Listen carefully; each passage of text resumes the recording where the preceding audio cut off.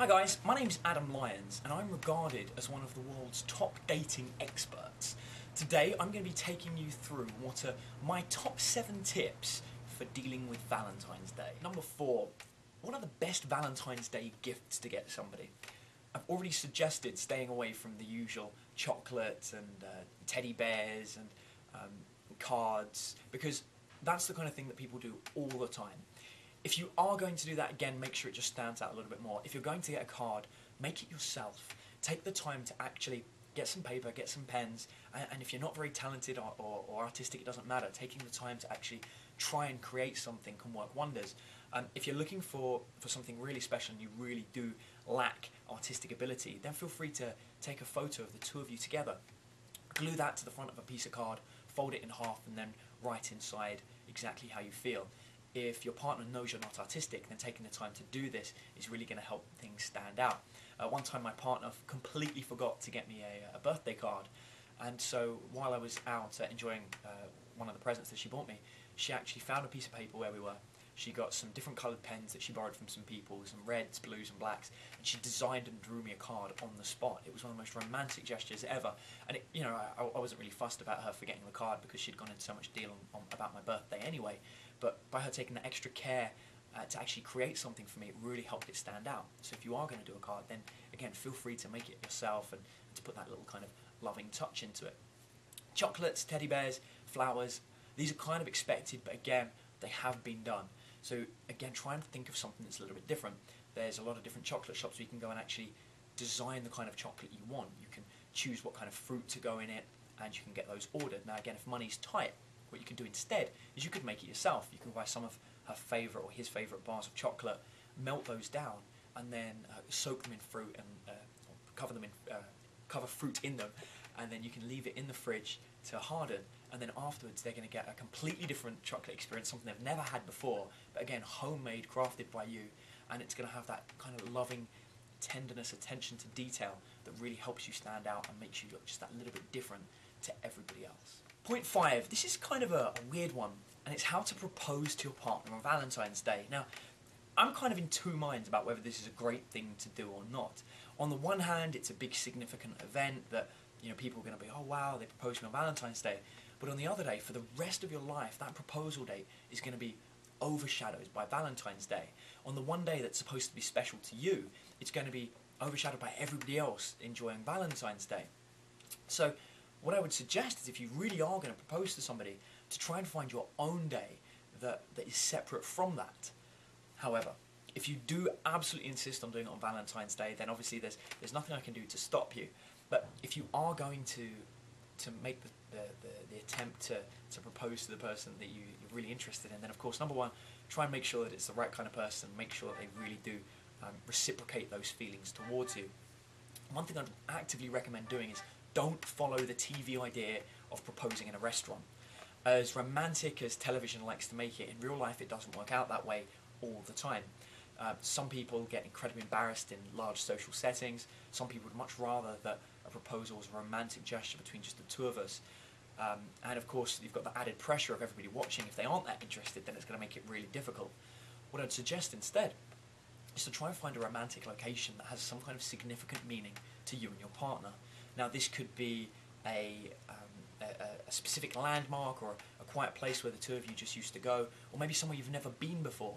And just take the time to maybe walk there. Valentine's Day would be a good excuse for that, because you can go there on a romantic walk, as one of the suggestions that I mentioned earlier. You can go to this nice landmark, romantic gesture, just the two of us, and then you can propose to your other partner, and that should make things a little bit more special, a little bit more about the two of you, rather than being in a big restaurant with a whole bunch of other couples celebrating their Valentine's Day, and not only making you look awkward if she doesn't like you, but if she does like you and you do end up getting engaged, you never know, you might be putting the pressure on somebody else who's sitting next to you, trying to avoid popping the question for a couple more years and adding more pressure on them. So for your sake and everybody else's, consider maybe just keeping it private for the two of you. Point number 6, how to make somebody feel special on Valentine's Day. Now, I honestly think if you take the time to go through all of these points that I'm giving and follow those through, your special somebody really should have a very good Valentine's Day. The key thing to remember is it's all about that special touch, just doing something a little bit different. one of my friends for Valentine's Day, she bought her boyfriend a video game console. And while that's great, he really enjoyed the video game console, it doesn't necessarily make somebody feel specifically special. All it does is gives them something they really, really want, which is great, but it's not really a massive romantic gesture that stands out. I'm sure there are a lot of other partners buying video games consoles as a Valentine's Day gift. Instead, it really is all about that personal touch. If you can make something or go out of your way to do something special for your partner, then you really are going to stand out from the crowd. Rather than just buying flowers, taking the time to spell out in flowers her name or his name, or perhaps if you're by the beach, you could go onto the beach and you could have drawn them a lovely Valentine's Day message in the sand.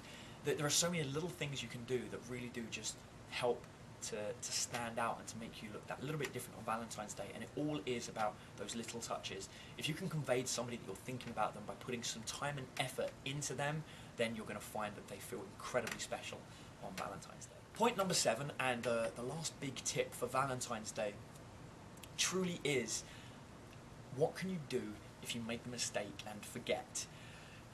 I'm really guilty of this sometimes. I have a terribly bad memory and I get incredibly caught up in work. And every so often I'll forget some massive important day or some kind of thing I'm really supposed to have remembered. I feel terribly bad about it afterwards. And one of the worst things that you can do is to just consistently apologise for it, promise you'll make it up in the future. It just doesn't work. As soon as you do that, you've already put a downer on the whole day. You've already kind of said that you're defeated and that you failed and that it didn't work and that at a later date you'll make it up. But of course that point isn't Valentine's Day. The thing is, the moment you know that you've forgotten, at whatever time it is, even if it's only 2 minutes to midnight at the end of Valentine's Day, whatever, at that exact moment, take action. Stop and say, you know what? I made a big mistake. I completely forgot with work, with everything. However, I'm not only sorry about it, but I'm going to fix it. What we're going to do is you and me right now, we're going to go out and we're going to make it special. Now, don't wait for them to reply. They might be incredibly upset that you've forgotten at this point. So you've got to grab them and take them out, and you've got to be spontaneous. You can use all of the ideas that I've already given you as things that you can do. But something simple like grabbing them, dressing them up in clothes, telling them they have to be quiet, lying them down and kissing them, and telling them they have to wait while you get them dressed, ready to go out somewhere on a complete surprise. When they ask you, where are we going? Say, I have no idea, but it's going to be amazing. It's going to be you and me, and I'm going to make it up to you because I feel incredibly bad that I have forgotten, and we're not going to make it up at a later date. We're going to save what we've got left. And then, of course, just because Valentine's Day stops at midnight, it doesn't mean that your night can't keep going on. Rather than saying, I'll make it up to you in the future, and then, of course, days tick by, and then you eventually get round to it, the damage has already been dealt. By taking action at the exact moment when you realise you've made the mistake is what's going to turn it around. I was sitting doing some emails this morning at work, and I was typing away on my computer. My girlfriend was desperate to get my attention, and in the end I realised that I was sitting there doing all this work, but for what? So I could be with her. The whole aim behind the work that I was doing was literally so I could spend more time with her. So what I did was I suddenly just shut my computer right in front of her. She couldn't believe it. I'd stopped my work just to be with her. Shut my computer, grabbed her, ran upstairs, and we spent about half an hour just rolling around and joking and talking to our cuddly toys and just being completely silly in each other's company. But again, it illustrates the fine point that I've been trying to make through this entire tip tutorial for you for Valentine's Day, which is it's all about doing something that makes the other person feel special. And that something is you and your time. The more of your time you devote to the other person, the more of your energy you put into actually thinking about them and to showing them you think about them, the better it's going to be. Now the good news is if you're watching this video tutorial, hopefully you've seen it in time before Valentine's Day and it's not too late for you to sit down, make a couple of points about what you're going to do, go out there and give your partner the absolute best Valentine's Day that they've ever had.